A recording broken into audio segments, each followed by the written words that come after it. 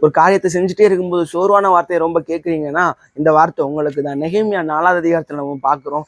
அவங்க அலங்கத்தை கட்டும்போது சன்பாத்துக்கு அவன் சொல்கிறான், அவங்க பலி இட்டுருவாங்களோ, அது செய்து முடிச்சிருவாங்களோ, மண்மேடுகளுக்கு மறுபடியும் உயிர் கொடுத்துருவாங்களோன்னு உற்சாகப்படுத்துகிற வார்த்தை.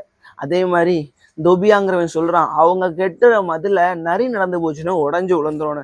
ஆண்டு பிள்ளைங்க இப்படிதான் ஒரு காரியத்தை இவங்க செய்யும் போது சோர்வுபடுத்துகிற வார்த்தைகள் அவங்க கொடுக்குறாங்க. ஆனாலும் 6வது வசனத்துல என்ன தெரியுமா சொல்லியிருக்கு, ஜனங்கள் வேலை செய்ய மனதா இருந்தார்கள்னு. இவ்வளவு வார்த்தையை கேட்டும் அவங்க சோர்ந்து போகல, அவங்க அந்த வேலையை தொடர்ந்து செய்யறாங்க. உங்களுக்கு ஒன்னே ஒன்று நான் சொல்ல விரும்புறேன், நெகேமியா உபவாசம் பண்ணி ஜெபித்தது இவங்களுக்கு தெரியாது.